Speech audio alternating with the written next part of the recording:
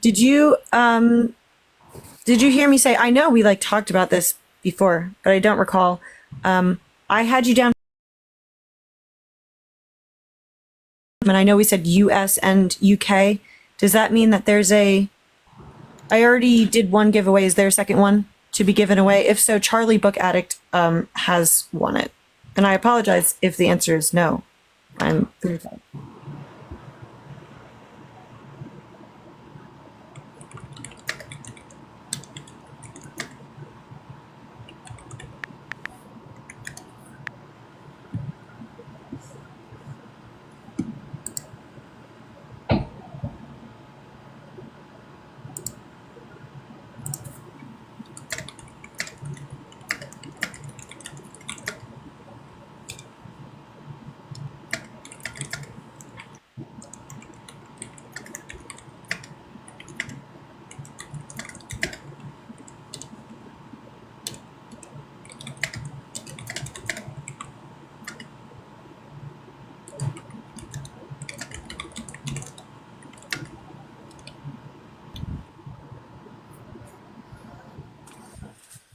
I want to throw something out there for all the authors. I hope you guys are in here.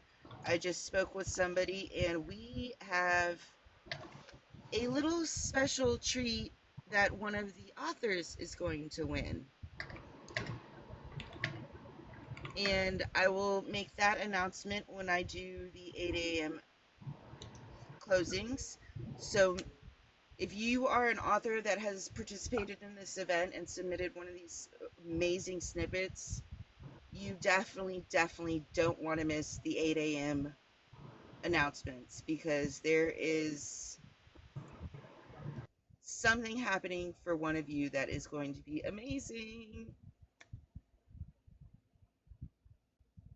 That's all I can say.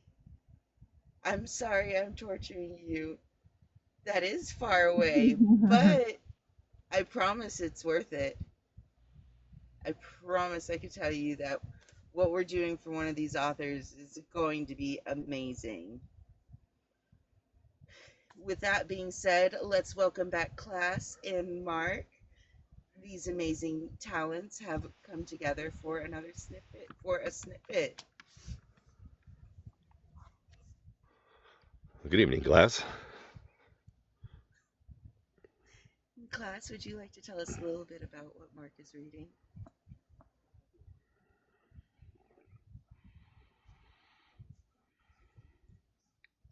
That is correct.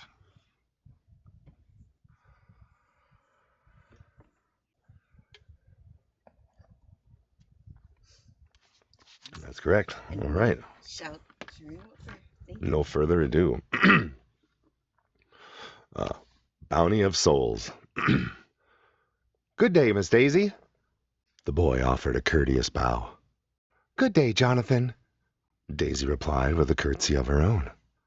I see you're out running with the rest of the animals as usual. Daisy giggled, and Jonathan smiled. Aye, I was, until I spotted the most beautiful animal I'd ever seen before, Jonathan said, looking deep into the girl's eyes. Oh? Daisy gasped, sensing a compliment. But then I saw you and left the fawn to go play without me, Jonathan said, suddenly erupting with laughter. Daisy was surprised and joined the laughter. She hit Jonathan playfully. Jonathan stopped laughing as something else caught his attention. Daisy noticed Jonathan's intense stare and turned to see what he was looking at. Their town was being overrun by creatures that resembled zombies, but caused disorientation and fear to look upon. What in the name of madness is that? Daisy gasped.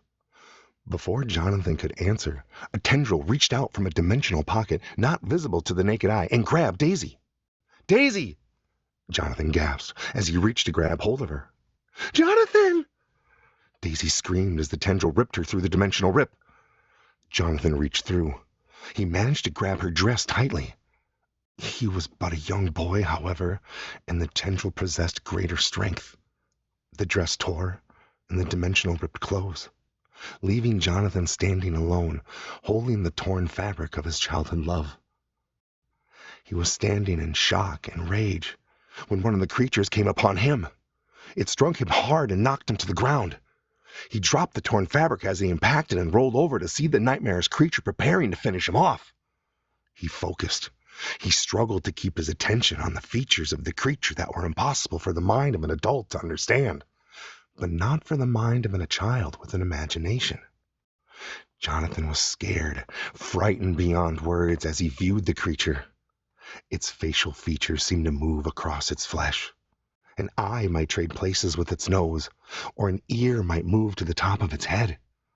It was random and maddening to view for most. Jonathan pushed through the fear.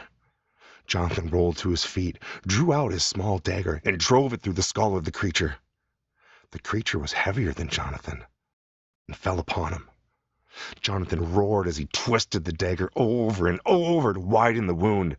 He didn't stop until the father had come and pulled the already dead creature off of him. "Jonathan!" The boy's dad gasped as he pulled him close in a tight hug. Jonathan picked up the piece of fabric and clung to it as his father held him close. Jonathan sobbed. His father cried as he stood and carried his son away from the burning town they once called home. He took him into the wilderness to live as wild as they once did in the caves long ago. Jonathan stared at the spot where Daisy once stood until the trees blocked out his sight, and he couldn't see it anymore. Scene. That escalates. That was phenomenal, Mark. Oh, Good job, man. That was really good. That was Thank a you. little scary. yeah, it That's starts spooky. off fun and playful, and like, oh wow, oh my gosh, I'm like, it starts dark, and I'm like, yep, I'm like, yep, just hold on, it gets there very quickly.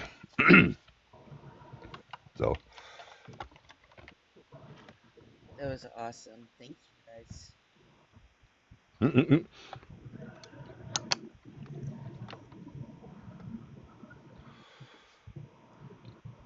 It's a 5-star for That me was too, Sarah.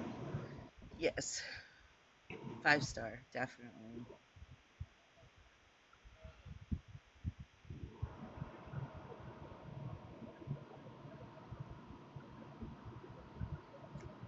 Yes. No, this has just been fantastic. It's a great reason to come out too. So just,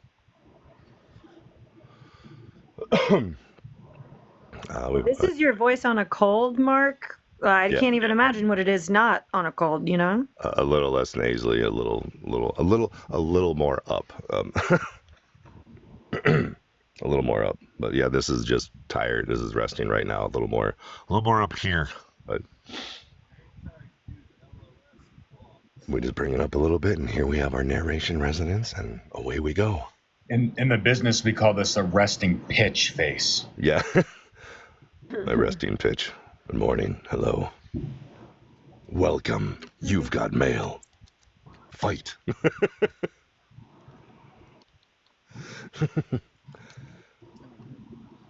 That was amazing.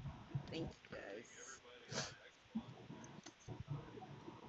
Ugh, the amount of talent we've seen. Oh no, that's the fun of it, going through it. One of the other fun things to do is like just doing like a cold read and kind of like finding out where it's going. So like on that one, the first time through, it's like, it starts off, it's light, it's airy. You're playing like, oh, she thought she was getting a compliment, and then he pulls a joke on her, and like, oh, what's going on? Oh, your town's being overrun. Like, oh, yep, okay. And you're gonna lose the love of your life. That's a quick turn in about 50 words.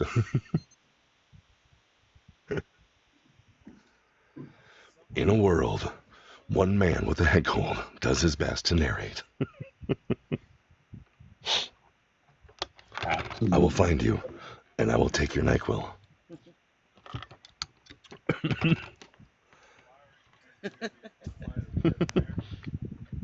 I will drink all your honey tea.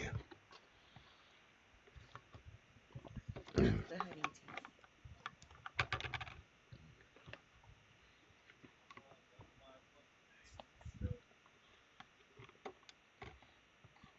No, thank you. Mark, you've got a Sounds like anti. Drax voice going on. I got a what?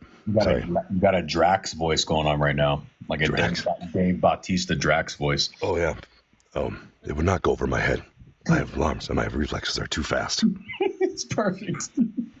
That was pretty. Yeah. Okay, yeah. See, just that little extra, like the extra frog in the back of back of your throat. Yep, right there. You can't see me. Would you like a Zarg nut? Can't see. Anybody else want a Zarg nut?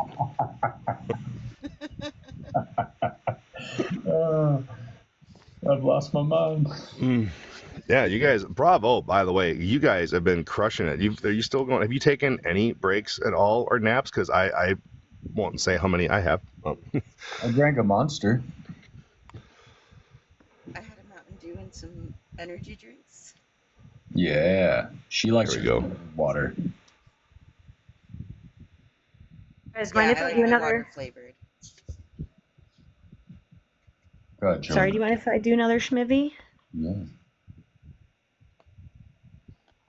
Schmiv away. All right, this one is a book from Kat Wilkinson. Kat, you in here? The Archstone Entries. It's a fantasy romance, first in a duology, and it is a short novella. This will be in ebook format for our lovely gifters to Nugget. I'm seeing 21 people, so let me pull up the random Nugget generator. Yes. That's what it will always be from now on. All right, we got even number 10. Who is our number 10? That is Bambi. Bambi? Bambi. It's an ebook, so that should work fine. I wonder if Kat's in here. I know she was before I sent her a message that I was going to do this one now. Where's Bambi? Is she here?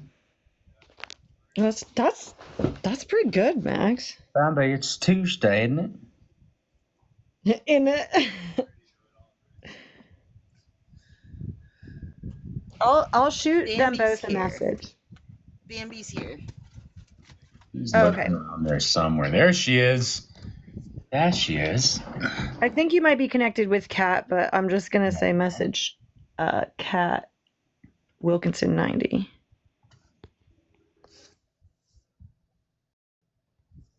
When I send these, you can't click on them, can you? I put the @ symbol and it went away. We have another schmivvy at 10:45, which I guess is in 5 minutes.